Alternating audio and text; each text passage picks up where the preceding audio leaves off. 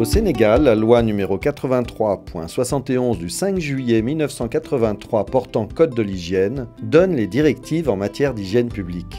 Elle est complétée par le décret numéro 2006-12061 du 15 novembre 2006 fixant les mesures générales d'hygiène et de sécurité dans les établissements de toute nature.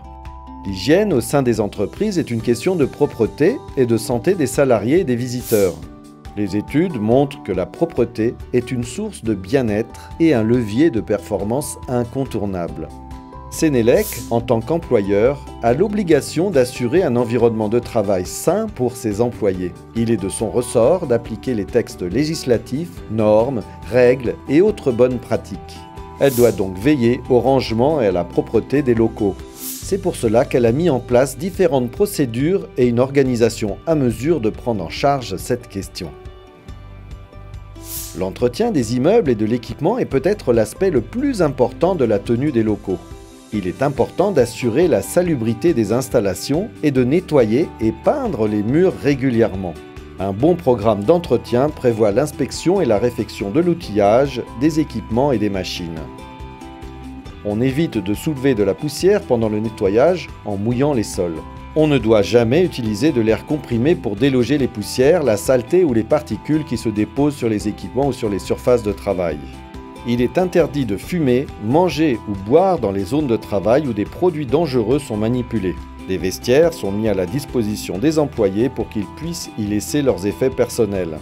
Les toilettes sont nettoyées au moins une fois par jour. Du savon, des serviettes et du désinfectant y sont à la disposition des agents.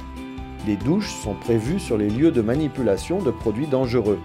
Des poubelles, situées aux endroits appropriés permettant de trier et stocker les déchets et détritus, sont tenues à la disposition du personnel. Les rebuts doivent être recueillis régulièrement pour assurer l'ordre et la propreté des locaux et pour faciliter la séparation des déchets recyclables de ceux qui doivent aller aux ordures. L'état inapproprié des sols est une des principales causes d'incidents. Il est donc très important d'enlever l'huile et les liquides aussitôt qu'ils tombent sur le sol, ainsi que d'enlever toute accumulation de poussière ou de résidus. Les sols glissants sont pourvus d'un revêtement antidérapant. À l'aide de panneaux, les techniciens de surface doivent baliser le sol mouillé durant les activités de nettoyage pour prévenir les risques de chute par glissade pouvant causer des contusions au niveau du bassin, des poignets ou des chevilles. Il est important de tenir les allées et les escaliers bien dégagés. Il ne faut pas s'en servir comme espace de rangement temporaire ou comme réserve et il faut y assurer un éclairage adéquat. La bonne tenue des outils est très importante, que ce soit dans l'atelier d'outillage, aux porte-outils, à l'établi ou sur le chantier. Chaque outil doit avoir sa place de rangement bien marquée, tant dans l'atelier d'outillage que près des établis. En remettant promptement les outils à leur place, on évitera de les laisser traîner ou de les perdre. Chaque travailleur devrait régulièrement examiner ses outils, les nettoyer et les réparer au besoin, ou les mettre au rebut s'ils sont trop usés ou s'ils ne peuvent plus servir. Stockage. Il est essentiel de bien organiser les stocks pour éviter les problèmes de rangement temporaire ou permanent. Tout en facilitant l'accès aux matériaux nécessaires, l'emplacement des dépôts de stock ne doit pas empiéter sur les espaces de travail. Les articles stockés ne doivent pas obstruer les allées, les escaliers, les sorties, l'équipement de lutte contre l'incendie, les fontaines oculaires, les douches d'urgence, ni les postes de premiers soins. Toutes les zones de stockage doivent être clairement marquées et signalisées.